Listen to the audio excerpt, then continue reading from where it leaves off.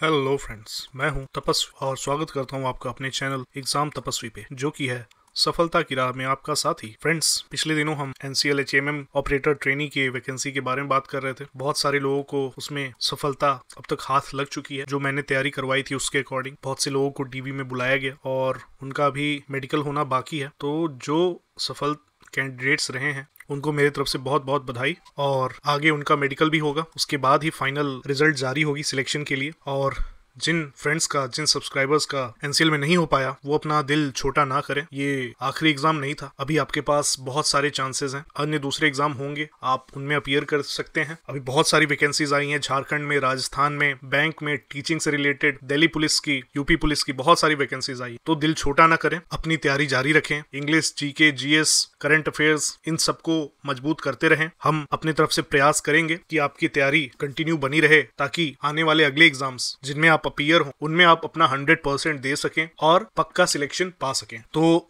देखिए, अगला जो वैकेंसी जिसकी नोटिफिकेशन आई है मैं आपको बताने जा रहा हूँ, वो है झारखंड की। हमारे जो भाई हैं आसपास के स्टेट के, वो भी इसको भर सकते हैं, मगर कुछ पोस्ट जो रिजर्व हैं झारखंड के लिए कैटेगरी वाइज, उनको सिर्फ झारखंड वाले ही भर सकते हैं जिनके पास झारखंड का डोमिसाइल हो, निवास प्रमाण पत्र हो। क्या पोस्ट है ये? बहुत बड़ी पोस्ट है, बहुत सारी पोस्ट है। ये झारखंड कर्मचारी चयन आयोग की पोस्ट है। ये आई है 17 तारीख को। इसमें झारखंड आरक्षी प्रतियोगिता परीक्षा नियमित और बैकलॉग वैकेंसियां इसमें शामिल हैं। JCCE 2023 इस वैकेंसी का नाम है। इसके बारे में और ज्यादा डिटेल में जानने के लिए, फॉर्म फिलअप करने के लिए आप लॉगिन कर सकते हैं। ये देखिए साइट है, मैं पॉसिबल होगा तो कमेंट सेक्शन में से पिन कर दूंगा, आप वहां जाके चेक कर सकते हैं। www.jssc.nic.in। इसमें अप्लाई करने के लिए मात्र शुल्क 100 रुपए है, और झारखंड राज्य के अनुसूचित जनजाति, अनुसूचित जाति के अभ्यर्थियों के लिए सिर्फ 50 रुपए है। तो ऑब्वियसली अच्छी पोस्ट है, फीस कम है, तो आप अटेम्प्ट करें। और ये जो परीक्षा शुल्क है वो नॉन रिफंडेबल होगा। आप फॉर्म भरते हैं, इसके लिए अप्लाई करते हैं, उसके बाद आप चाहें आप एग्जाम दें ना दें, आपको पैसा वापस नहीं मिलेगा। तो एक बार सोच समझ के आप जो ये वेबसाइट मैंने बताई है इस पे जाके चेक करें डिटेल में। आपको इस नोटिफिकेशन की मेन पॉइंट्स से हम अवगत करा देते हैं, क्योंकि नोटिफिकेशन बहुत डिटेल में बहुत बड़ी है। हम आपको मेन पॉइंट्स जो होंगे, परीक्षा शुल्क और आगे जो पॉइंट्स आते हैं, उनमें मेन पॉइंट्स हम आपको बताएंगे। आप देखते चलेंगे हमारे साथ। देखिए, यहाँ रिक्तियों का विवरण है, कितनी पोस्ट आई हैं। रांची जिले में कुल 76 पोस्ट हैं। अनारक्षित यानी जनरल के लिए पुरुष में 6, महिलाओं में 44। अनुसूचित जनजाति के लिए महिला में सिर्फ है 21 पोस्ट, अनुसूचित जाति के लिए नहीं है, अन्य पिछड़ा वर्ग के लिए नहीं है, और दूसरे आरक्षण है खेलकूद कोटा से, आदिम जनजाति के लिए है। तो इस प्रकार से सभी जिले में कितने कितने पोस्ट निकले हुए हैं आप देख सकते हैं। यहाँ रांची में कुल 76 पोस्ट हैं, खूंटी जिले के लिए 86 है, सिमडेगा की 103 है। ऐसे टोटल सारे जिलों के लिए आपको 1 by 1 पोस्ट मिल जाएंगे। यहाँ आपको टोटल पोस्ट में अप्लाई करना है और अपने प्रेफरेंस के हिसाब से आपको मौका दिया जाएगा सिलेक्ट करने का। हजारीबाग में कुल 212 पोस्ट हैं। इसी प्रकार अन्य जिलों में भी हैं। चतरा में 50 पोस्ट, गेड़ी में 452 पोस्ट, अब तक के सबसे ज्यादा। रामगढ़ में 200, धनबाद में 337। ऐसे ही देख सकते हैं फ्रेंड्स, अन्य जिलों में भी पोस्ट हैं। और यही नहीं सिर्फ, इसके अलावा बैकलॉग पोस्ट भी कुछ हैं जो कि पिछली बार रहे होंगे और फुलफिल नहीं किए जा सके होंगे जिले वाइज। जैसे ये खूंटी जिला है झारखंड का, वहां पे 27 पोस्ट है। अगर आप ये नोटिफिकेशन देख रहे हैं, अगर आप झारखंड से बिलोंग करते हैं, तो आप किस जिले से हैं, किस जिले से फॉर्म फिल करना चाहेंगे, वो आप हमें कमेंट्स में जरूर बताइएगा, ताकि आपको और बाकी देखने वाले भाइयों को मोटिवेशन मिल सके, साथ मिल सके। गुमला जिले से बैकलॉग पोस्ट 51, और भी अन्य जिलों से बैकलॉग पोस्ट जो बचे हुए थे पिछले बार, वो देखिए। पूर्व सिंहभूम से 288। ओके फ्रेंड्स, और इसमें है दिया हुआ कि रिक्तियों की संख्या जरूरत के हिसाब से संशोधित की जा सकती है, कम की जा सकती, बढ़ाई जा सकती है। ओके फ्रेंड्स, और ये देखिए यहाँ एक इंपॉर्टेंट बात लिखी हुई है। परीक्षा के लिए आवेदन देने के पूर्व अभ्यर्थी यह सुनिश्चित हो लें कि वे विज्ञप्ति पद की पात्रता के विषय पर प्रकाशित सभी शर्तों को पूरा करते हैं। यानी वो जिन जिन चीजों की डिमांड की गई है, जिन पोस्ट के लिए, जिन क्वालिफिकेशन की, जिन बातों की जरूरत है, आपके पास वो है, आप वो फुलफिल करते हैं कि नहीं, एक बार जरूर चेक करें। मैंने वेबसाइट आपको बताया है ऊपर, और मैं हो सकेगा तो कमेंट में आपको ये पिन कर दूंगा वेबसाइट। परीक्षा में बैठने की अनुमति पूर्णतः औपबंधिक होगी। परीक्षा के प्रवेश पत्र निर्गत होना प्रमाणित नहीं करता है कि अभ्यर्थी विज्ञप्ति पद पर नियुक्त होने के लिए चयन हेतु निर्धारित पात्रता पूरी करते हैं, क्योंकि आयोग मुख्य परीक्षा के बाद अभ्यर्थियों के पात्रता से संबंधित प्रमाण पत्रों की जांच करेगा। यानी आप अप्लाई करेंगे, आपको एडमिट कार्ड मिल जाता है, नंबर आपका आ जाता है, तो ये कंफर्म नहीं करता कि आपको सीट मिल जाएगी। आप जो संबंधित प्रमाण पत्र लगाएंगे, जो अपने क्वालिफिकेशंस की कॉपी लगाएंगे, उनको लास्ट में उनकी जांच होगी। जैसे अभी एनसीएल की वैकेंसी आई थी, डॉक्यूमेंट वेरिफिकेशन हुआ, तो उस टाइप से जांच होगी, उनको सही पाया जाएगा, मेरिट में नाम होगा, उसके बाद आपका सिलेक्शन कंफर्म माना जाएगा। तो देखिए इसका पे स्केल कितना है और न्यूनतम शैक्षणिक योग्यता कितनी है। ये पदनाम है, जो पोस्ट निकली उसके नाम है। इसकी बेसिक पे क्या है, 21,700 से लेकर 69,100 रुपए 69,100 तक पे होगा इसका बेसिक। ऊपर से और जो अन्य भत्ते वगैरह मिलते हैं वो मिलेंगे। और इसके लिए क्या चाहिए, 10वीं पास होना चाहिए, मान्यता प्राप्त शैक्षणिक संस्थानों से 10वीं कक्षा उत्तीर्ण होनी चाहिए। और लास्ट डेट क्या होगा ये आपकी योग्यता का, वो आगे बताया जाएगा। जो होगा खेलकूद कोटा होगा, उससे जो लोग आरक्षण लेंगे तो उनका क्या होना चाहिए, उनका झारखंड ओलंपिक संघ अथवा उससे रिलेटेड संघ द्वारा अधिकाधिक राज्य चैंपियनशिप होना चाहिए, स्टेट मेडल उनके पास होना चाहिए, सेकंड या थर्ड पोजीशन उनकी होना चाहिए। आरक्षी पद के लिए उनकी नियुक्ति होगी। और इस बारे में डिटेल में जानकारी ये देखिए वेबसाइट इस पे उपलब्ध है, आप देख सकते हैं। यहाँ देखिए शारीरिक माप बताई गई है, बॉडी की जो नाप है वो कैसे होनी चाहिए, लंबाई जनरल के लिए कितनी होनी चाहिए, अनुसूचित जाति जनजाति की कितनी होनी चाहिए, अत्यंत पिछड़ा वर्ग में कितना होना चाहिए, महिला की कितना होना चाहिए, ये लंबाई बताई गई है। और सीना जो है उनका कितना होना चाहिए, ये चौड़ाई बताई गई है। आप डिटेल में वेबसाइट पे देख सकते हैं। और अभ्यर्थियों की शारीरिक बनावट में मुड़ा घुटना, धनु पैर, समतल पैर, स्पित सिरा, उंगलियों का उचित ढंग से नहीं घूमना, दृष्टि दोष, कलर ब्लाइंडनेस ये सब नहीं होनी चाहिए, नाइट ब्लाइंडनेस नहीं होनी चाहिए, किसी प्रकार की सुनने की दिक्कत, स्टैमरिंग, हकलाना, हाइड्रोसिल, पाइल्स या किसी प्रकार की कम्युनिकेबल फिजिकल या मेंटल डिसीज जो फैलने वाली बीमारियां, उस प्रकार की कोई बीमारी नहीं होनी चाहिए। इसकी जांच की जाएगी। आयु सीमा कितनी होनी चाहिए पोस्ट के लिए, तो कम से कम 18 साल होना चाहिए और वो 1/8 यानी 1 अगस्त तक से पहले का नहीं उसको काउंट किया जाएगा एज। उसके बाद 18 साल हुआ रहेगा तो उसको माना जाएगा। और अधिकतम उम्र सीमा उसको 1/8/2019 से कैलकुलेट किया जाएगा। ये देखिए अनारक्षित और आर्थिक कमजोर वर्ग के लिए अधिकतम उम्र सीमा 25 वर्ष है और अत्यंत पिछड़ा वर्ग अनुसूची 1 और अनुसूची 2 के लिए है अधिकतम उम्र सीमा 27 वर्ष। महिला के लिए है 28 और अनुसूचित जाति अनुसूचित जनजाति से पुरुष और महिला के लिए 30 वर्ष। भूतपूर्व सैनिकों की अधिकतम आयु सीमा में 5 वर्ष की अतिरिक्त छूट दी जाएगी, लेकिन उसके लिए उनको संबंधित प्रमाण पत्र देना होगा। काफी लंबा नोटिफिकेशन है, हम आपको मेन पॉइंट्स बताते हैं। जिन कैंडिडेट्स को आरक्षण चाहिए उनको उनके पास स्थानीय निवासी प्रमाण पत्र कहाँ का, झारखंड का होना चाहिए। और जाति प्रमाण पत्र के लिए क्या है, झारखंड राज्य के अनुसूचित जनजाति जाति के संदर्भ में जिला अनुमंडल के उपायुक्त अनुमंडल पदाधिकारी के स्तर से निर्गत जाति प्रमाण पत्र जिसका मानक नीचे आगे दिया हुआ है उसके हिसाब से बना हुआ होना चाहिए।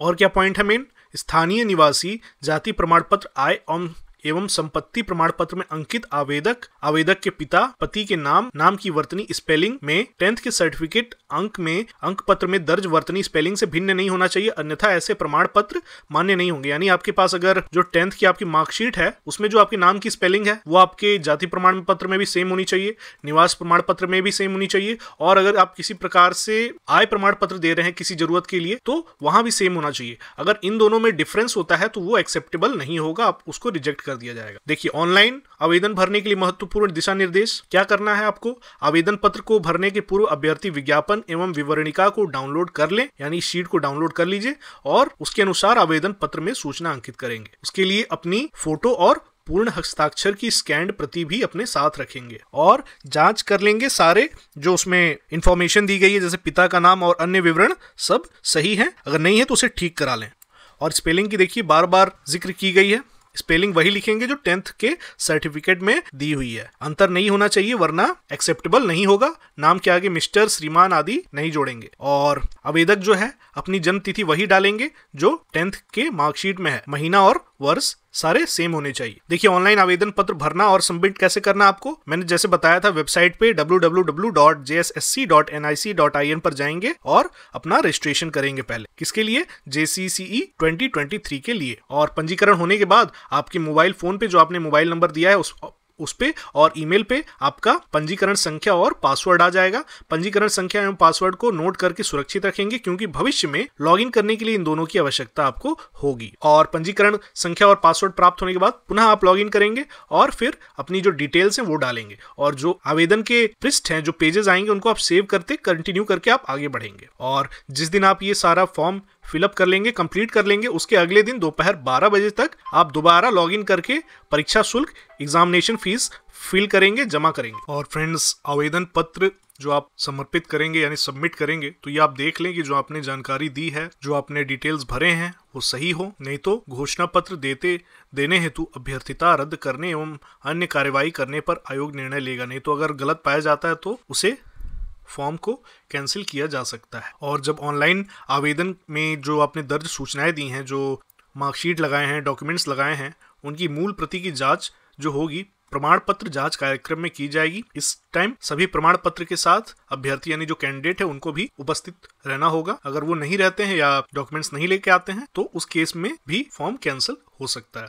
और अगर कैंडिडेट किसी गलती के कारण या फिर किसी कारण अगर एक से ज्यादा आवेदन डालता है तो जो लास्ट आवेदन दिया है या जो लास्ट फॉर्म सबमिट किया है उससे ही वैध माना जाएगा और उससे पहले जो फॉर्म डाले होंगे उनको कैंसिल माना जाएगा। ओके फ्रेंड्स, आपने ऑनलाइन फॉर्म फिलअप कर दिया और इसका आप चेंज करना चाहते हैं इनमें कुछ, तो उसके लिए भी डेट दिया गया है 20 फरवरी से 22 फरवरी के बीच। आप कोई चेंजेस करना चाहें तो आप कर सकते हैं। और उनमें भी मेन चीज जो है नाम, date of birth, email ID और मोबाइल नंबर, इनको छोड़ के बाकी चीज आप कोई चेंज करना चाहें कर सकते हैं। तो इनमें चेंज जल्दी नहीं होगा, इनके लिए आप बहुत ध्यान से भरेंगे आप। ओके, तो देख लीजिए कब से ये मेन डेट है, जो मेन इनमें स्टेप्स होंगे उनके लिए।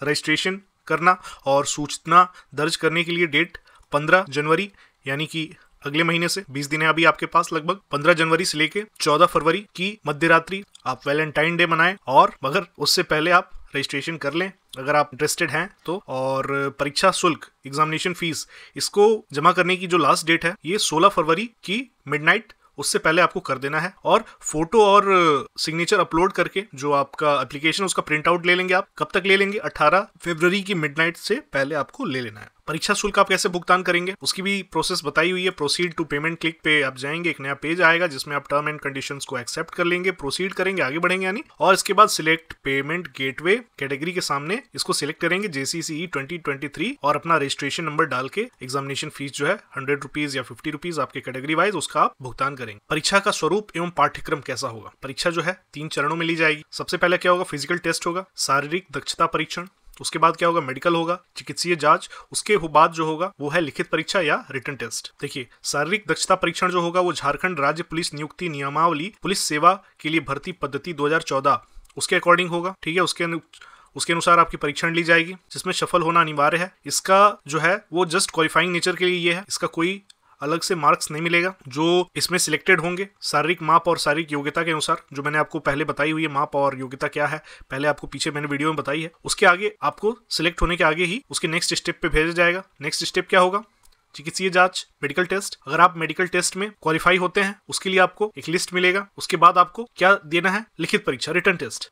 शारीरिक दक्षता परीक्षण एवं चिकित्सीय जांच में सफल अभ्यर्थियों को OMR आधारित लिखित परीक्षा ली जाएगी। यानी वो जो OMR शीट पे आपने एग्जाम दिया तो आपको क्वेश्चन दिया जाएगा, आपको दिया जाएगा ऑप्शन 1, 2, 3, 4, इनमें से आपको सिलेक्ट करना है। इस टाइप का OMR शीट पे आपकी एग्जाम ली जाएगी। और फाइनल मार्क्स आपको कितना पाना है ये चलिए आगे देखेंगे, हम बताया गया आगे इसी सूचना में। देखिए, लिखित परीक्षा जो होगी वो क्या होगी, वो कैसे होगी? लिखित परीक्षा में 2 पत्र होंगे यानी 2 पेपर होंगे। हर पेपर जो है उसकी अवधि 2 घंटे की होगी, यानी 2+2। फर्स्ट पेपर 2, फिर जो पेपर होगा वो 2, यानी 2 घंटे 2 घंटे की। और जो आप सही उत्तर देंगे उसके लिए आपको 3 नंबर मिलेंगे। और अगर आपने एक कोई क्वेश्चन अटेंड किया है और गलत है वो, तो आपके उसमें -1 हो जाएंगे। जो दोनों पत्र होंगे वो वस्तुनिष्ठ एवं बहुविकल्पीय होंगे, यानी MCQ टाइप के क्वेश्चंस होंगे। पत्र 1 क्या होगा? फर्स्ट पेपर जो होगा क्षेत्रीय या फिर जनजातीय भाषा ज्ञान से संबंधित पेपर होगा। इनमें से आपको कोई एक भाषा चुनना है, हिंदी, इंग्लिश, संस्कृत, उर्दू, संथाली, बंगला, मुंडारी, हो, खड़िया, कुड़ुख, कुरमाली, खोरठा, नागपुरी, पंच परनगिया, उड़िया। इनमें से किसी एक भाषा की परीक्षा विकल्प के आधार पर अभ्यर्थी दे सकेंगे। इस परीक्षा में संबंधित भाषा से 100 बहुविकल्पीय MCQ टाइप के क्वेश्चन पूछे जाएंगे। और इनका जो ज्ञान है वो किस लेवल का होना चाहिए? 12th लेवल का आपको होना चाहिए। ये नहीं कि आपसे उसमें एकदम डीप नॉलेज का पूछा जाएगा, आप उस सब्जेक्ट से बैचलर्स कर रहे हैं, मास्टर्स कर रहे हैं, नहीं, 12th लेवल तक का ही क्वेश्चंस आपसे पूछे जाएंगे भाषा संबंधी फर्स्ट पेपर। इस पे आपको कम से कम 30 नंबर पाना होगा क्वालिफाई करने के लिए। सेकंड पेपर क्या होगा? इसमें भाग 1 जो होगा हिंदी भाषा से संबंधित होगा, जिसमें 50 प्रश्न होंगे। ये अनुच्छेद आधारित यानी पैराग्राफ बेस्ड होगा। उसमें व्याकरण, हिंदी ग्रामर, मुहावरा, लोकोक्तियां एवं वाक्य शुद्धिकरण से संबंधित क्वेश्चंस होंगे। भाग 2 में 25 प्रश्न सामान्य ज्ञान से, जनरल नॉलेज से तथा 25 प्रश्न न्यूमेरिकल एबिलिटी से संबंधित होंगे। परीक्षा अवधि 2 घंटा होगी, यानी फर्स्ट पेपर भी 2 घंटे का और ये सेकंड पेपर भी 2 घंटे का। इसके कुल 300 मार्क्स होंगे। सभी प्रश्न एमसीक्यू वाले होंगे और इसमें भी आपको सही आप जवाब देंगे तो आपको 3 मार्क्स मिलेंगे और अगर आप गलत जवाब देते हैं तो -1 हो जाएगा। शारीरिक दक्षता परीक्षण कैसे होगी मैंने बताया था आपको। उसमें आपको शरीर की माप ली जाएगी, जिसके बारे में आपको मैंने पहले इस वीडियो में ऊपर बता दिया है। अगर आपने नहीं देखा तो आप पीछे जाके देख सकते हैं एक बार फिर से ध्यान से। और जो जिन पोस्ट के लिए दौड़ है उन पोस्ट के लिए दौड़ होगी, मेल को यानी पुरुषों को 10 किलोमीटर दौड़ना होगा। कितने देर में? 60 मिनट में 10 किलोमीटर दौड़ना है। और फीमेल को 5 किलोमीटर दौड़ना है। कितने देर में? 30 मिनट में। तो अगर आपने रनिंग की प्रैक्टिस की हुई है एग्जाम्स के लिए, किसी पुलिस, सेना या संबंधी एग्जाम के लिए आपने अगर रनिंग की प्रैक्टिस करी हुई है, सीआईएसएफ वगैरह एग्जाम के लिए, इन एग्जाम्स के लिए, तो आपके लिए आसान होगा। चिकित्सीय जांच में क्या क्या हो सकता है मैंने आपको बता दिया है। और मुख्य परीक्षा जो होगा उसके आधार पर मेरिट लिस्ट बनेगी। जो सारे मार्क्स मिलेंगे आपको उसके आधार पर कॉमन मेरिट लिस्ट तैयार की जाएगी और जैसे जैसे अनुसूचित जाति, जनजाति और अन्य वर्ग के हिसाब से अलग अलग बांटा जाएगा उसको। अगर किसी वर्ग में, जनरल में, ओबीसी में, एससी एसटी में अगर 2 लोग के इक्वल मार्क्स होते हैं तो वहां पे क्या किया, वहां पे कैसे किसी को आगे कैसे बढ़ाना है, किसको प्रेफरेंस दिया जाएगा वो कैसे देखेंगे। तो अगर 2 लोग के बराबर नंबर होंगे तो उनमें जो सीनियर होगा, जिसका एज ज्यादा होगा, उसको प्रेफरेंस दिया जाएगा। अगर दोनों के डेट ऑफ बर्थ, जन्म तिथि सामान्य सेम पाई जाती है, उस केस में क्या होगा, उस केस में वहां पे दोनों की 10th की मार्कशीट की परसेंटेज देखी जाएगी। जिसका मार्क्स ज्यादा होगा 10th में वो सिलेक्टेड माना जाएगा। और प्रश्न पत्र 1 में जो है वो कम से कम 30% यानी 30 मार्क्स से कम जो होंगे उनको असफल माना जाएगा, जो कम पाएंगे। और उनके पेपर 2 का जांच भी नहीं किया जाएगा। अगर लेस देन अगर 30 मार्क्स पाए जाते हैं उनके फर्स्ट पेपर में तो उनका सेकंड पेपर नहीं जांचा जाएगा। और सेकंड पेपर में जो है मार्क्स इस तरह से मिलेगा उनको, देखिए 30% तक जो होंगे उनको 0 मार्क्स मिलेंगे, 0 मार्क्स माना जाएगा। 30 to 40, 1, 40, 41 to 52 उनको मार्क्स देके उनकी इक्विवेलेंट कॉम्पिटेंसी निकाली जाएगी। 51 से 60% पाने वालों को 3 मार्क्स, 61 से 70% पाने वाले को 4 मार्क्स, 71% से 80% वालों को 5, 81 से 90% 6, 91 से 100% 7। और इसके अलावा लिखित परीक्षा के अलावा जो कोई अभ्यर्थी, कैंडिडेट केंद्र सरकार या फिर झारखंड सरकार द्वारा मान्यता प्राप्त रक्षा शक्ति विश्वविद्यालय से स्नातक है, ग्रेजुएट है या फिर डिग्री या डिप्लोमा है उसके पास, तो उनको भी प्रेफरेंस दी जाएगी, वेटेज दी जाएगी 4 से 10 नंबर तक की। अगर वो डिस्टिंक्शन पाए हैं तो उनको 10 नंबर मिलेगा एक्स्ट्रा। फर्स्ट क्लास रहे हैं तो 8 नंबर, सेकंड क्लास रहे हैं तो 6 नंबर, पास रहे हैं तो 4 नंबर। लेकिन देखिए, ध्यान दीजिए, यहाँ उन्हीं स्थानीय अभ्यर्थियों को ये दिया जाएगा एक्स्ट्रा मार्क्स जो झारखंड के निवासी हो, जिनके पास निवास प्रमाण पत्र हो और वो झारखंड सरकार या फिर केंद्र सरकार के द्वारा मान्यता प्राप्त रक्षा शक्ति विश्वविद्यालय से पास हो। ओके, देखिए दोनों जो फर्स्ट पेपर होगा और सेकंड पेपर होगा, दोनों पत्रों में प्राप्त अंकों के योग के आधार पर निम्न न्यूनतम आर्तक से कम पाने वाले अभ्यर्थियों को मेधा सूची में शामिल नहीं किया जाएगा। यानी फर्स्ट पेपर में 30 मार्क्स तो आपको पाना जरूरी है कम से कम, उससे कम पाने पे आपको सेकंड पेपर में बैठने का मौका नहीं मिलेगा, आपका सेकंड पेपर का मार्क्स काउंट नहीं होगा। और दोनों पेपर आप जब मिला लेते हैं, जब मिला लेंगे उसके बाद जो मेरिट लिस्ट है वो बनेगी। तो जो अनारक्षित वर्ग है, जनरल वर्ग है, उसके कम से कम 40% होने ही चाहिए, उससे कम नहीं होने चाहिए उस दोनों पेपर मिला के। अनुसूचित जाति, अनुसूचित जनजाति जो है उसके 32%, 32 मार्क्स, 32% मार्क्स से कम नहीं होने चाहिए। अत्यंत पिछड़ा वर्ग उसके 34% मार्क्स से कम नहीं होने चाहिए। पिछड़ा वर्ग जो है उसके 36.5% से कम मार्क्स नहीं होने चाहिए। आदिम जनजाति उसकी 30% से कम मार्क्स नहीं होने चाहिए दोनों पेपर मिला के। और आर्थिक रूप से कमजोर वर्ग ईडब्ल्यूएस जो है उसके भी 40% मार्क्स से कम नहीं होने चाहिए दोनों पेपर मिला के। और आयोग द्वारा आयोजित परीक्षाओं में अभ्यर्थियों की आवेदन पत्र उम्मीदवारी निम्न अवस्थाओं में रद्द की जा सके। अगर उनके पास उम्र सीमा में वो नहीं होते हैं, तो अगर वो बताते हैं गलत और पाया जाता है कि उनकी उम्र सीमा, उनका एज जो है इससे ज़्यादा है या कम है, तो उनको रिजेक्ट कर दिया जाएगा। उनके पास डिजायर्ड क्वालिफिकेशन नहीं होगी, शैक्षणिक योग्यता जो मांगा गया वो नहीं होगी, तो रद्द कर दिया जाएगा उनकी फॉर्म को। अगर परीक्षा शुल्क जमा नहीं करते हैं तो भी रद्द माना जाएगा उनका फॉर्म। अगर फॉर्म का लास्ट स्टेप तक सब कंप्लीट नहीं होता है तो भी कैंसिल माना जाएगा। अगर वो फॉर्म भर चुके हैं और जब सत्यापन करना हुआ उनके पास ओरिजिनल डॉक्यूमेंट्स नहीं मिले या कुछ गलत मिले तो भी कैंसिल माना जाएगा। अगर वो नकल करते हैं तो भी, अगर वो अपने बदले किसी और को शामिल करते हैं, बिठाते हैं, अगर कोई गलत जानकारी देते हैं तो भी रद्द होगा। और जब एग्जाम रिजल्ट आ जाता है उसके 7 दिन के अंदर अगर आप चाहें तो दोबारा से अपना कॉपी जो आपने एग्जाम दिया उसको जचवा सकते हैं, रीचेकिंग करवा सकते हैं। उसके लिए 500 रुपीज 500 रुपए शुल्क आपको आवेदन के साथ देने होंगे। और अगर वो किसी प्रकार से नकल करते पाया जाता है तो उसको वहीं से उसकी एग्जाम कैंसिल कर दी जाएगी और उसको दोबारा एग्जाम में नहीं बैठने दिया जाएगा। और जो आपका एग्जाम भरेंगे उसका एडमिट कार्ड आपको वेबसाइट पर ही मिलेगा, डाक से अलग से नहीं भेजा जाएगा और बिना एडमिट कार्ड के बैठने की अनुमति नहीं दी जाएगी। और आप ध्यान से अपना एडमिट कार्ड में फोटो भरें